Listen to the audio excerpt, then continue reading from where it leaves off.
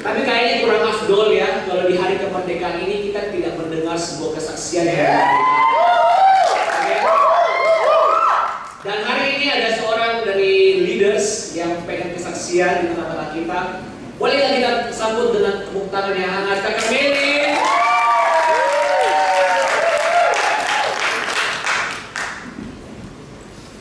Baiklah, shalom.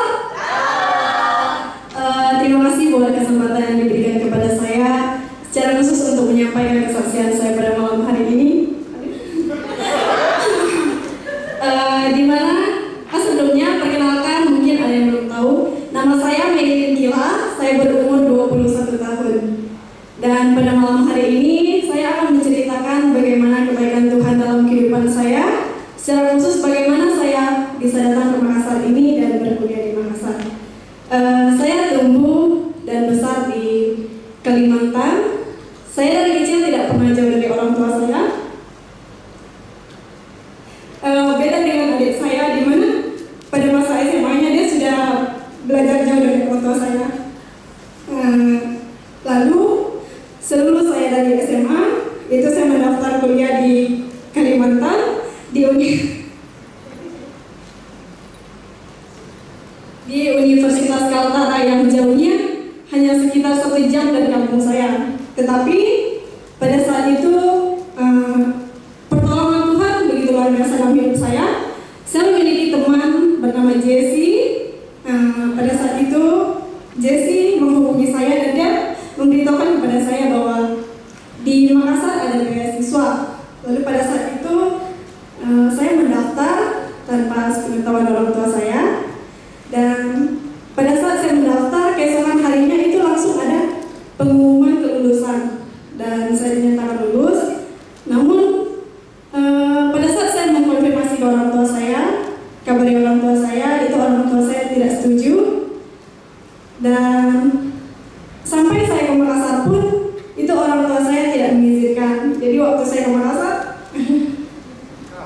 itu saya datang bersama dengan Jesse dan orang tuanya.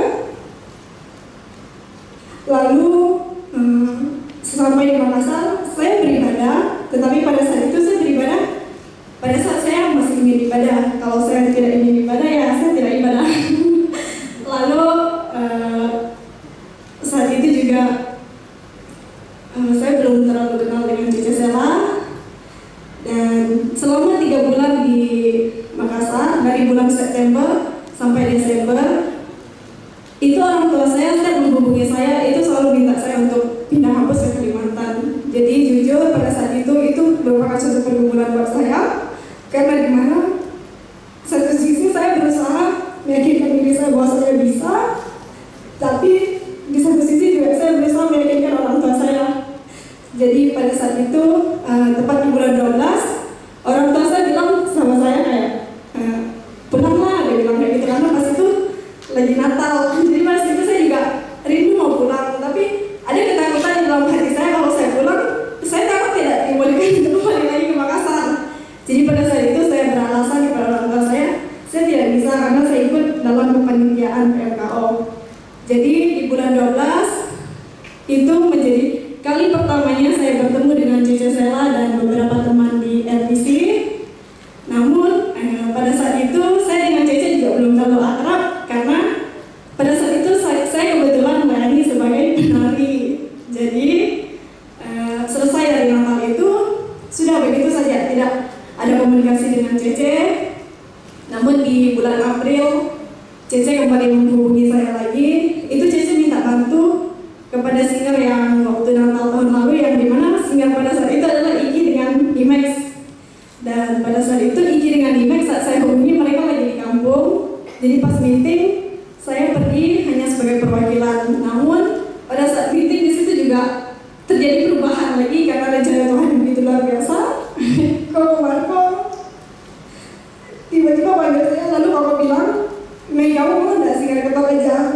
Jujur di situ saya maksudnya itu tidak ada di planning saya, karena awalnya saya berpikir cuman perwakilan Iki dan Imex untuk pergi meeting. Jadi pada saat saya mengiyakan Koko, kami pergi pelayanan ke Toraja.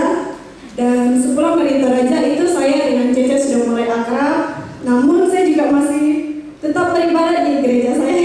lalu. Dan pada saat itu kembali di bulan Juni itu Cece ngajak kami untuk ikut retreat ke Malino.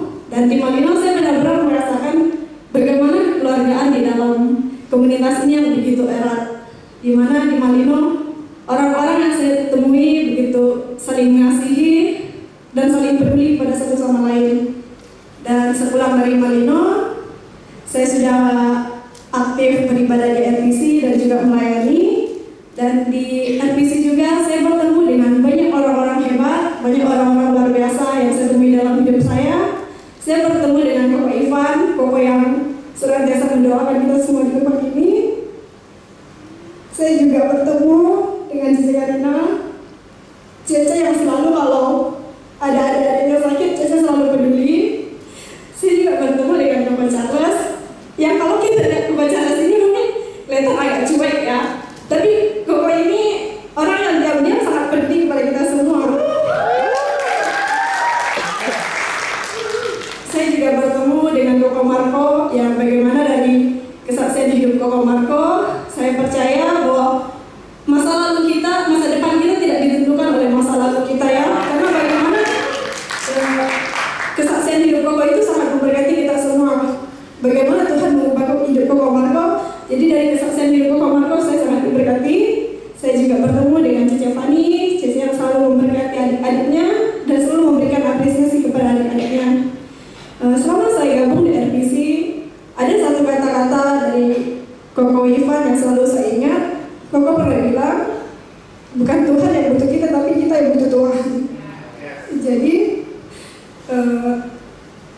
kebaikan Tuhan juga tidak sampai di situ saja dalam hidup saya. Cece juga memperkenalkan orang tuanya dalam hidup saya, papi mami yang begitu memberkati hidup saya di tempat ini, papi mami yang begitu menyayangi saya, dan juga papi mami juga sudah saya anggap seperti keluarga saya di tempat ini. Dan Cece juga memperkenalkan Mas Bayu sebagai pasangannya, di mana Mas Bayu ini juga orang yang sangat baik, sama seperti Cece. Saya bersyukur akan hal itu karena saya tidak pernah menyangka saya datang ke Makassar ini akan bertemu dengan orang-orang yang sangat baik, orang-orang yang sangat luar biasa dalam hidup saya. Saya tidak menyangka akan hal itu, jadi saya bersyukur. Jadi selama saya gabung di RPC ini, puji Tuhan hubungan saya dengan orang tua saya sudah sangat baik. Bahkan pada saat saya meminta untuk adik saya kuliah di Makassar saja, saya bersyukur karena orang tua saya mengizinkan itu. Yang mungkin pada awalnya orang tua saya agak ragu ya, jadi mungkin karena ada beberapa perubahan yang dia lihat dalam hidup saya, dia mengizinkan itu. Saya bersyukur akan hal itu. Saya juga bersyukur di mana pada saat ini saya juga dipercayakan untuk membantu teman saya Imex di HG Hope. Di Hope saya bertemu dengan teman-teman dan adik-adik yang sangat luar biasa. Saya juga bersyukur akan hal itu.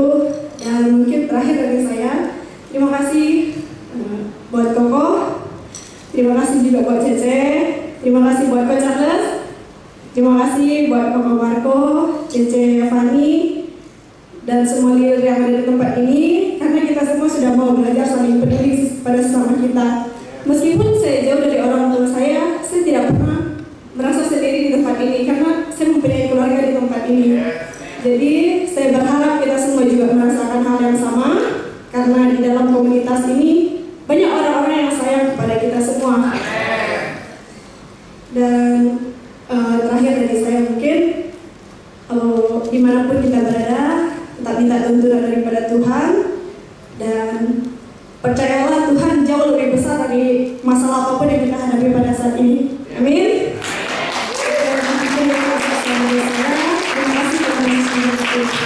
Sekali lagi Tuhan baik.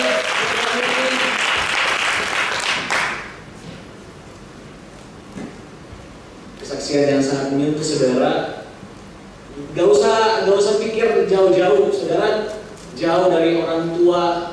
Mungkin seminggu 2 minggu aja pasti udah kangennya ya.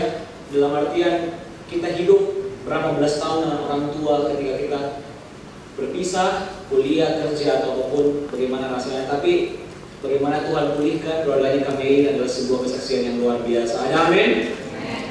Hari ini kita akan lanjutkan tema pembelajaran kita di bulan ini, yaitu iman. Dan hari ini Koko akan bahas faith atau iman di dalam pekerjaan pelayanan dan keluarga. Sebelum itu Koko jelaskan sesuatu yang menarik bagi teman-teman semua. Kita mau belajar di Ibrani 11 ayat yang pertama. Ibrani 11 ayat pertama, yang sudah dapat katakan amin.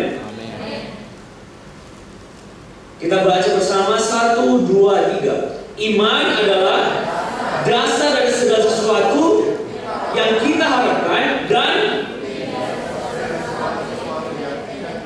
dan bukti dari segala sesuatu yang tidak kita lihat. Bapak mau garis bawahi di sini.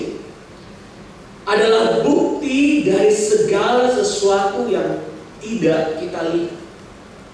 Saudara, kalau kita bahas mengenai Ibrani iman ya, pasti kalian sudah sering membacakan akan Ibrani 11 ini, karena ini adalah sebuah definisi dari iman. Tetapi yang membuat hatinya Koko tergelitik adalah kata-kata yang terakhir, karena Ibrani berkata bahwa iman adalah bukti dari segala sesuatu yang tidak kita lihat. Kemudian Koko tanya kepada Tuhan, Tuhan apa maksudnya, apa artinya dari kata-kata ini? Karena jelas sekali di sini adalah iman itu sesuatu yang kita tidak bisa lihat. Belum tidak ada yang bisa lihat berapa besar imannya? Tidak ada. Maka dari itu Alkitab berkata iman adalah sesuatu yang kita tidak bisa lihat pada awalnya. Iman kita tidak bisa ukur. Ada yang berani bilang imanku lebih besar daripada biji sawi? Tidak ada, karena tidak ada yang belum pernah pindahkan gunung. Kecuali kalau sudah ada mungkin. Namun di sini adalah sesuatu yang kita tidak bisa ukur, iman kita tidak bisa lihat. Dan 2 Korintus 5 ayat yang ke-7, sambungan dari Ibrani tersebut, Tuhan merevelationkan sesuatu atau mewahyukan sesuatu dalam hati Koko. Di 2 Korintus 5 ayat yang ke-7 dikatakan seperti ini. Sebab hidup kami ini adalah hidup apa? Karena percaya, bukan karena melihat. Ada sebuah korelasi, ada sebuah hubungan dengan ayat Ibrani tadi. Karena Paulus menuliskan surat kepada jemaat Korintus yang berkata bahwa jangan hidup karena melihat, tetapi hidup karena percaya. Jangan hidup karena melihat apa yang di depan. Jangan melihat apa keadaanmu. Jangan melihat apa kata sekelilingmu. Jangan melihat apa yang terjadi pada hidupmu. Tidak. Tetapi iman yang sesungguhnya adalah ketika apa? Saudara berjalan dengan percaya. Bukan karena melihat. Bukan karena apa kata orang. Bukan apa kata teman sekolahmu. Bukan apa kata teman kerjamu. Bahkan bukan apa kata musuhmu bahkan. Bukan karena kutuknya orang, bukan karena siapapun juga, tetapi karena engkau percaya. Makanya Paulus bertulis kepada Korintus, kamu harus belajar untuk berjalan dengan percaya, bukan berjalan dengan melihat. Kalau kau bisa umpamakan, kalau saudara bayangkan, coba saudara bayangkan ada seorang buta, oke? Karena tanpa iman, Alkitab tadi katakan kita tidak bisa melihat, betul tidak? Jadi umpamakan dirinya kita ini adalah seorang yang buta. Umpamakan aja ya, umpamakan. Seorang yang buta, bagaimana saudara jalan kira-kira? Saudara akan jalan ke kiri, ke kanan, mungkin jatuh, mungkin terselip, mungkin tersandung dan lain segala macam. Kalau kau bayangkan hidup kita ketika kita buta, ya, tanpa adanya iman, seringkali kita akan jatuh, betul tidak? Itu sebabnya kadang kita jatuh di narkoba. Kita jatuh di perempuan misalnya, kita jatuh di percintaan, kita jatuh di judi. Kenapa? Karena tidak ada iman dalam hidupnya kita. Saudara, kau boleh bayangkan kalau saudara jalan buta, kau mungkin tidak sampai 1 menit, 2 menit ke depan, saya akan tersandung dan saya akan jatuh. Karena tidak ada tuntunan, tidak ada iman dalam hidup saya. Tapi kalau saya punya iman, Alkitab berkata ada yang tuntun. Dari mana firmannya kok? Di Mazmur 119 ayat yang ke-105. Pemazmur berkatakan seperti ini, firman-Mu itu apa? Pelita bagi kakimu dan terang bagi jalan-jalanmu. Jadi ini semua ada korelasinya, ada hubungannya. Jadi bagaimana caranya supaya saudara tidak jatuh, tidak tersandung? Saudara hidup harus harus melalui firman Tuhan. Karena firman-Nya itulah yang menjadi terang bagi jalan-jalanmu. Dari mana saya tahu? Anggaplah ini gelap semua ya, anggaplah ini lampu semua mati. Dari mana saya tahu kalau ada depan ini ada tangga? Kalau tidak ada lampu, betul tidak? Kalau tidak ada lampu dan saya buta, saya akan jalan dan saya akan jatuh. Kejatuhan saya mungkin apa? Mungkin narkoba, mungkin pacaran, mungkin rokok, mungkin film porno dan lain-lain segala macam. Banyak yang bisa membuat kita jatuh. Tetapi ketika kita compare atau kita pakai firman Tuhan sebagai penuntun hidup kita, akhirnya kita punya lampu. Oh, di depan ini ada tangga, harus turun. Oh, di depan itu ada selokan misalnya, jangan ke sana. Oh, di depan itu ada batu, ada gundukan, jangan sampai terjatuh. Jadi banyak hal di dalam dunia ini, saudara ya, yang kita perlu pakai kacamata firman. Kalau Koko boleh katakan. Kenapa judulnya Koko iman dalam keluarga, dalam pelayanan, dalam pekerjaan? Ini Koko sampaikan dan Koko jelaskan sejauh ini supaya apa? Setiap kali saudara menjalani hari-harimu dalam pekerjaanmu, dalam pelayananmu, dalam keluargamu, saudara jangan mengambil keputusan yang salah yang membuat saudara jatuh. Sebagai contoh, saudara yang paling simpel deh, karena kita semua anak muda di sini. Ketika saudara sedang berdoa untuk pasangan, oke, saudara doa, saudara nggak tahu ya, saudara Tuhan yang mana jodoh? Kita nggak tahu. Anggaplah saudara umur 25 misalnya mau menikah. Tuhan, apakah si A jodoh? Apakah yang si B? Playboy dong. Siapa jodohku? Ceritanya seperti itu. Dari mana kita tahu? Dan ketika kita doa seperti itu, muncullah sebuah pewahyuan atau firman yang dikatakan di Alkitab. Mungkin di Amsal 31 saudara bisa baca perempuan-perempuan yang sesuai dengan firman Allah. Perempuan-perempuan yang bangun pagi misalnya, perempuan-perempuan yang rela berkorban misalnya, perempuan-perempuan yang rela merendahkan dirinya, merendahkan egonya untuk suaminya misalnya, perempuan yang rajin baca Alkitab misalnya. Itu adalah semua adalah barometer atau tuntunan lampu yang saudara diberikan oleh firman untuk saudara memilih pasangan yang benar. Begitu juga dengan laki-laki. Kalau saudara sedang berdoa, Tuhan, yang mana sih laki-laki yang akan menjadi imamku? Saudara lihat hidupnya. Kalau hidupnya pergi pagi, saudara pulang pagi, saudara perlu tanda tanya, apakah dia imam yang benar atau tidak? Karena tidak ada di Alkitab yang seperti itu. Kalau laki-laki yang saudara pilih, baru ketemu saudara perempuan misalnya ya, saya laki-laki, kita ketemu, bisa check out kan kabel tas, saudara hati-hati. Saudara mengerti maksudnya Bapak? Ya. Baru ketemu, check out kan dulu sepatu Nike baru, padahal saudara yang laki-laki. Pertanyaannya ada apa? Saudara, jangan sampai saudara dimanfaatkan. Karena firman Tuhan kepada Adam itu jelas sekali, yaitu kerjakan dan usahakanlah taman ini. Artinya apa? Laki-laki yang sesungguhnya yang Tuhan mau berikan kepada saudara adalah laki-laki yang bekerja, bukan yang memanfaatkan. Kemudian dengan jelas, kalau saudara berpacaran, perempuan, sebuah tips bagi perempuan, banyak bertanya kepada laki-laki. Itu tipsnya Bapak. Karena ketika saudara adalah seorang perempuan, saudara mau tahu visinya laki-laki ini apa. Dia mau kemana, hubungan ini mau diapakan. Terus kita mau pacaran, ada target menikah atau tidak, atau cuma sekedar pacaran. Dan lain, saudara perlu tanya, dia mau keluarga yang seperti apa. Kalau ini pacaran serius ya, karena kok anggap kalian semua sudah dewasa. Dan perempuan harus tanya, visinya laki-laki ini seperti apa. Karena tugasnya kalian adalah mensupport dari visi itu. Ini seperti Tuhan kasih lampu. Oh, cari laki-laki ini seperti ini. Nah, kalau saudara abaikan apa yang tertulis di Alkitab, tidak heran kalau kalian ketemu laki-laki yang suka memeras, kasar, dan lain-lain segala macam. Saudara masih bertahan atas nama cinta.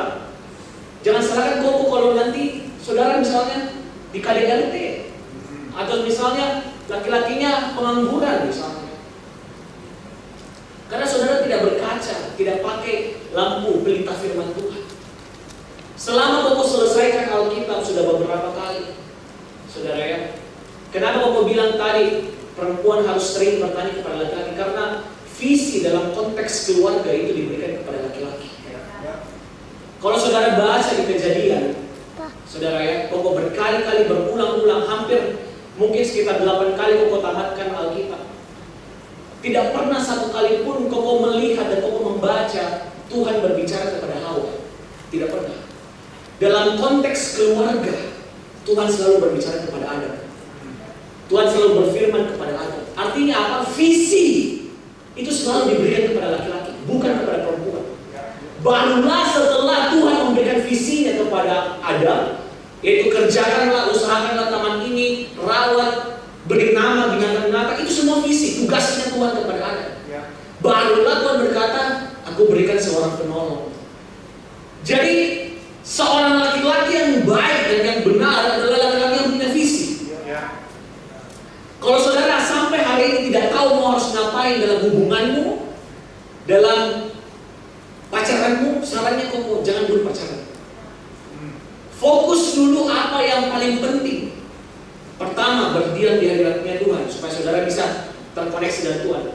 Kedua, minta visi dari Tuhan. Apa sih hidupku ini mau lari kemana? Hidupku ini mau ngapain? Kalau saudara belum dapat dua ini, sarannya Koko jangan dulu pacaran, jangan buru-buru. Banyak kok orang lain. Tidak harus saudara paksakan menikah dari pacaran dari sekarang. Tidak harus. Jatuh-jatuhnya nanti saudara kebanyakan pacaran, kebanyakan mantan, bisa menimbulkan kecemburuan dengan calon istri. Barusan Koko ada melihat sebuah video yang lucu. Jadi seorang laki-laki sering bermesra-mesraan di sosial media dengan pasangannya. Ya, peluk-pelukan lah dan lain-lain, kamu cubit-cubit dan lain segala macamnya. Singkat cerita, dia putus dengan perempuan yang ini karena jejak digital tidak bisa dihilangkan. Kemudian datanglah jodohnya yang sebenarnya dalam pernikahan. Orang tuanya nonton, wih, ternyata kamu sudah bercubit-cubit ya dalam pacarmu ya. Ternyata kamu sudah begini-begini. Akhirnya jadi apa? Jadi bahan ejekan, saudara. Selalu dicubit-cubit. Dicubit-cubit setiap kali pacarnya yang istrinya yang sekarang marah, dijadikan bahan lelucon, saudara. Kasihan. Jadi tergantung saudara. Saudara mau pilih menjaga hidupmu dengan benar atau saudara mau di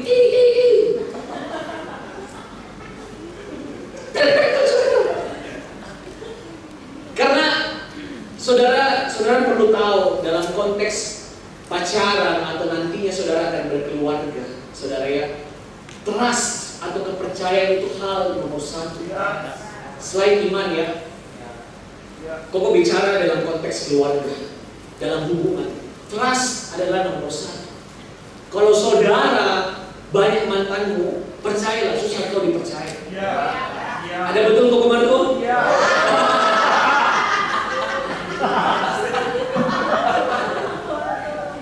Jadi saudara harus jaga saudara hidupmu supaya jangan nanti jadi bahan lelucon ke depan. Begitu juga dalam pekerjaan, misalnya dalam keluarga. Kalau saudara misalnya sekarang, Tuhan saya sudah lulus S1, saya mau kerja. Saudara jangan sibuk kiri kanan minta pekerjaan sama manusia. Itu tidak salah. Tetapi yang pertama adalah koreksi dirimu. Apakah saya sudah layak menjadi karyawan yang baik?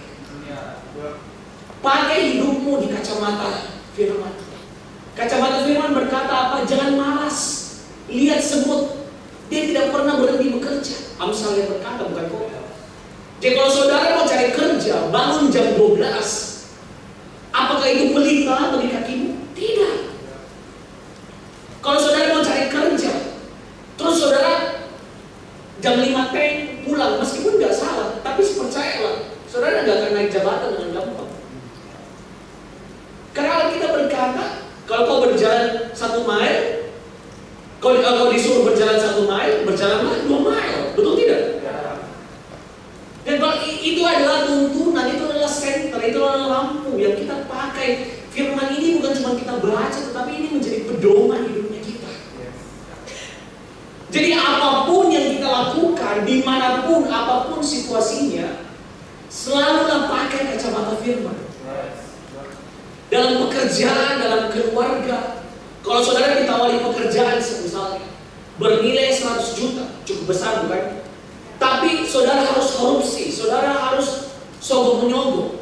Saudara kembali ke firman, apa yang Tuhan sampaikan mengenai sogok, apa yang Tuhan sampaikan mengenai korupsi. Tuhan membenci hal-hal seperti itu, jangan ambil. Karena itu bukan berkatmu di sana.